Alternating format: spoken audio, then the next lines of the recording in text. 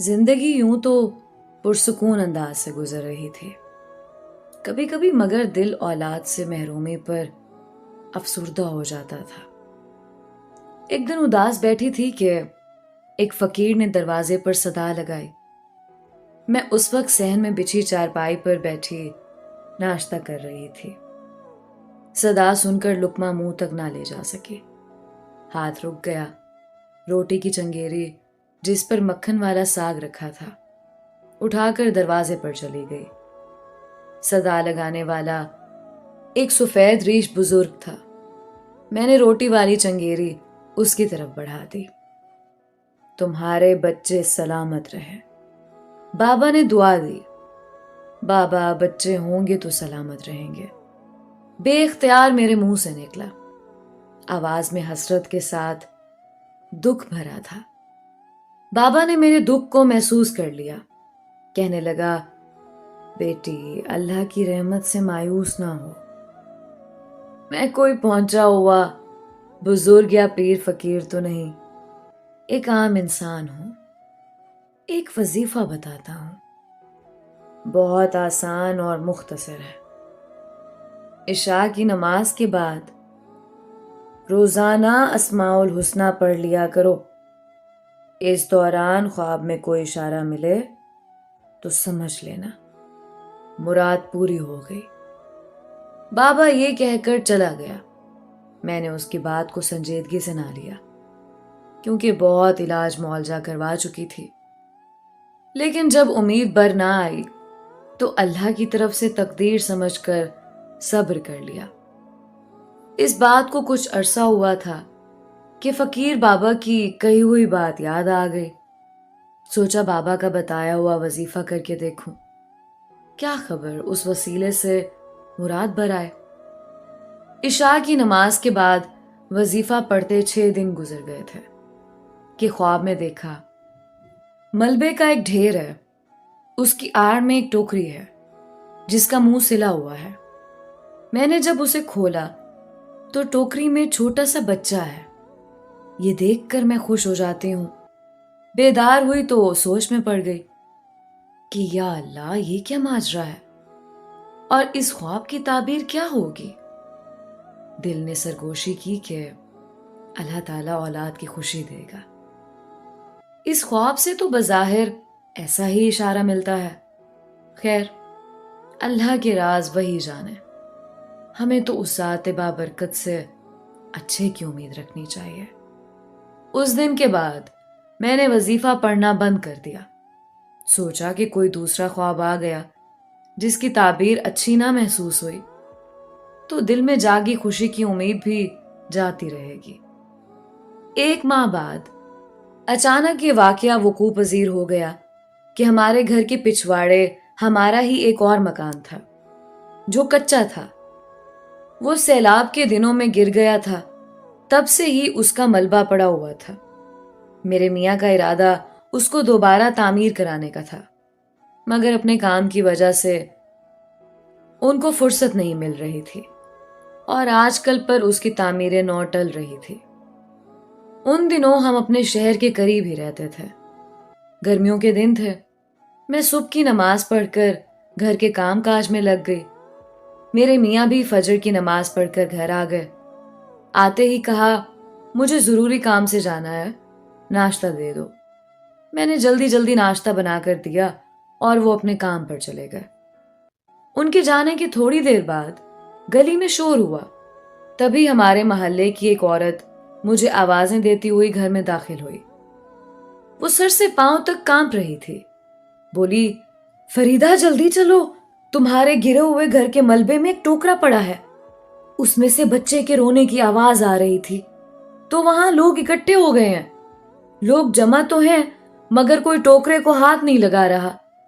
जल्द चलो, वरना बच्चा दम घुटने से मर न जाए। उसकी बात सुनकर मैंने जल्दी से चादर ओढ़ी और उसके हमरा चल दी। अपने गिरे हुए मकान के मलबे पर से झांका तो टोकरा नजर आ गया। लोगों का हुजूम था। वो क्यास अरायां भी कर रहे थे, मगर कोई टोकरे को नहीं उठा रहा था। 1-2 ने बोरी को हटाने की कोशिश की तो औरों ने उसे रोक दिया। کہ मालिक मकान खुद देखेंगे, तुम क्यों मुफ्त की मुसीबत मोल रहे हो? पुलिस आएगी तो थाने में हाजिरी देनी पड़ेगी। लोगों का ये रवैया देखकर दुख हुआ। बच्चे के मुसलसल रोने की वजह से मुझसे रहा ना गया। मैं आगे बढ़ी तो लोग एक तरफ हो गए। मैंने जल्दी जल्दी टोकरे के मुंह पर सिला हुआ बोरी का पर्दा हटाया तो उसमें एक नौजायदा बच्चे को रोता हुआ पाया।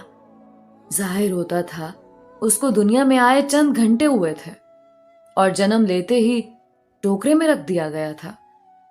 जाने कौन संगदिल लोग थे जिन्होंने उस नन्ही सी जान को इस तरह हालात के स्पुर्द कर दिया था। मैंने बिस्मिल्लाह पढ़कर बच्चे को गोद में उठा लिया। लोग तरह तरह की बातें अब भी कर रहे थे, लेकिन अब बातों का अंदाज बदल गया था। एक हमसाये ने कहा, शायद मुदब्बिर मियां पर कुदरत को रहम आ गया है, तभी कोई बच्चे को उनके मकान में छोड़ गया है। किसी ने कहा, बे औलाद है ना, इसीलिए बच्चा इन्हीं के मकान में डाला गया है ताकि ये उसको पाल लें। इसी तरह की बातें मेरे जहन में भी आ रही थीं। अपने मियाँ के आने तक कोई फैसला ना करना चाहती थी, लेकिन हुजूम में ज्यादा देर ठहरना भी मेरे बस की बात ना थी। जाहिर था कि हमें बे औलाद देखकर ही करीबी महल्ले से किसी ने यह कदम उठाया था। जब काफी लोगों ने कहा, बीवी बच्चे को घर ले जाइए, बाद में जो गवाही होगी हम ऐनी शाहिद हैं और आपके साथ हैं।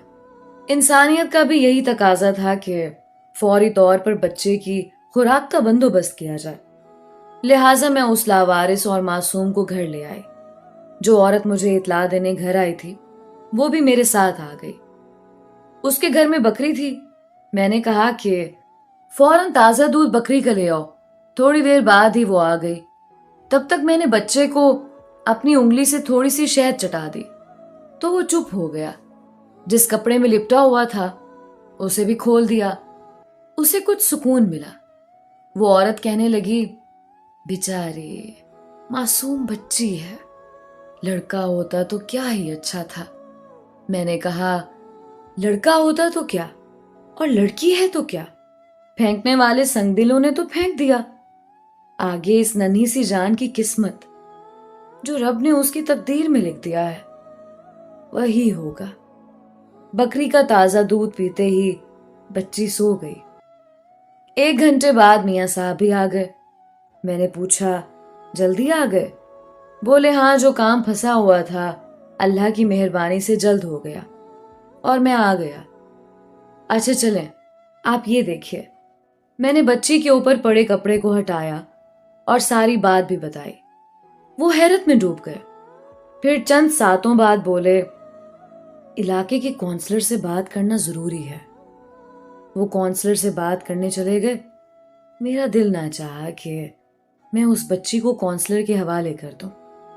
फैसला कर लिया कि उसे खुद पालूंगी।